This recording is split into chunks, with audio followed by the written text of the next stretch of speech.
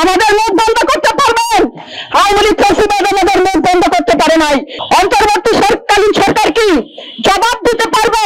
নারীদের বিষয় দৃষ্টিভঙ্গি কি সেটা পরিষ্কার ভাবে জানতে পারেনি। পরিস্থিতি জনতার কথা বলছে এই নব্য ফ্যাসিস্টদের শাসনামল কায়ে বলছি।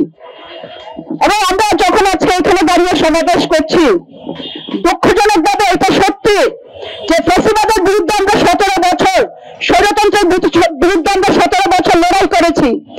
কিন্তু আজকে এসে দাঁড়িয়ে যদি আমরা জিজ্ঞেস করি, একটা অভ্যুত্থান হলো, হাজার মানুষ জীবন দিল, ছাত্র শ্রমিক জনতা জীবন দিল, কি পরিবর্তন হয়েছে? অন্তর্বর্তী সরকারকালীন সরকার কি জবাব দিতে পারবে? কেন হচ্ছে গঙ্গাছড়ায়, রংপুরের গঙ্গাছড়ায় হিন্দুদের উপরে হামলাটা হলো? ধর্ম অবমাননার নামে একের পর এক এই হামলাগুলো কেন হচ্ছে?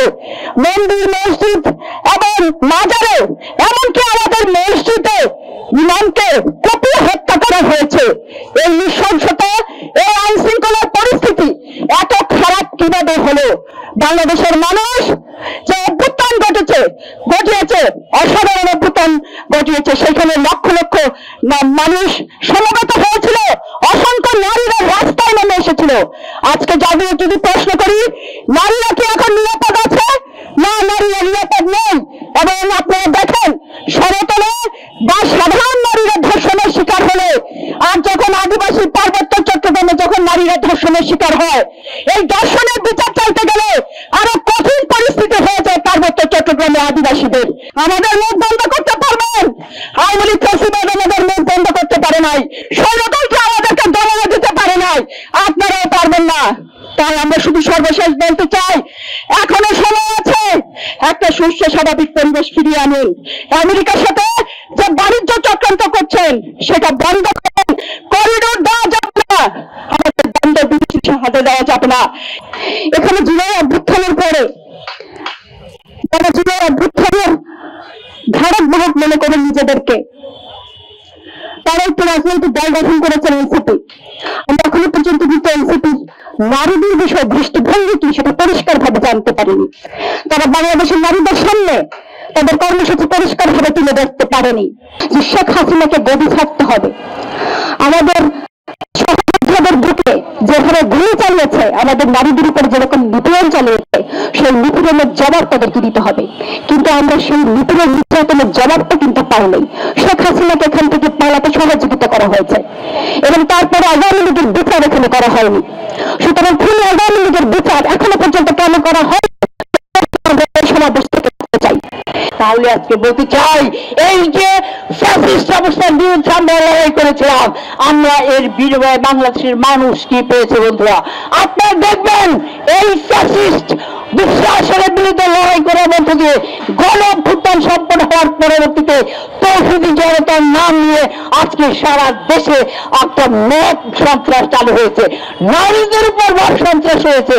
আজকে ঢাকা বিশ্ববিদ্যালয়ের মতো জায়গায় পর্যন্ত নারী ছাত্রী কি পোশাক পরবে কি পরবে না সেটাকে কেন্দ্র করে মব চালু হয়েছে এবং সেখানে তাকে গ্রেফতার করে পরে আজকে এই থানা থেকে তাকে ফুলের মালা দিয়ে বরণ করে বিপুল উৎসাহ নিয়ে তাকে আজকে ছাড়িয়ে আনা হয়েছে।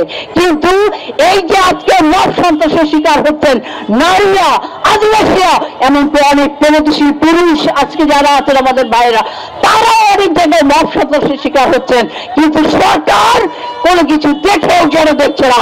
হাসিনা সরকার যেমন আজকে কোনো কিছু দেখেও দেখতো না, আজকে এই অন্তর্বর্তীকালীন সরকার, ইউনূস সাহেবের সরকারকেও আমরা দেখতে পাচ্ছি বন্ধুরা, যেখানে মব হচ্ছে একটি জায়গায়ও আজকে তারা কথা বলেননি। এই মবের বিরুদ্ধে তারা কোনো কথা বলেননি, তাদের কোনো বিচার করেননি, আজকে তাদের কোনো সুরাহা করেনি বন্ধুরা।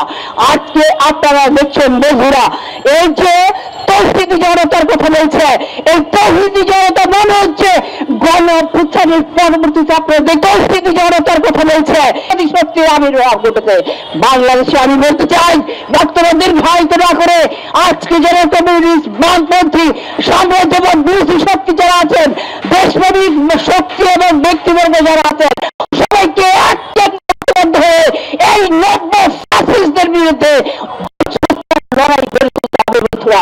আজকে এরাই হচ্ছে নব্য ফ্যাসিবাদের পদধ্বনি আমরা শুনতে পাচ্ছি। আজকে এদেরকে করে না যায়, এই ধর্ম পরাস্ত করা না যায়, তাহলে আগামী দিন আমরা অদূরে ভবিষ্যতে আমরা দেখতে পাবো বাংলাদেশে এই 90 ফ্যাসিস্টদের শাসনামল কায়েম হয়েছে। আমরা তা হতে দিতে পারি না। এই দুঃশাসন হবে নারীর বিরুদ্ধে আজকে একটা সংঘাতের জন্য যে নিপীড়ন বাড়ছে, হবে ফ্যাসিস্টদের শাসনামল যদি প্রতিষ্ঠিত হয়।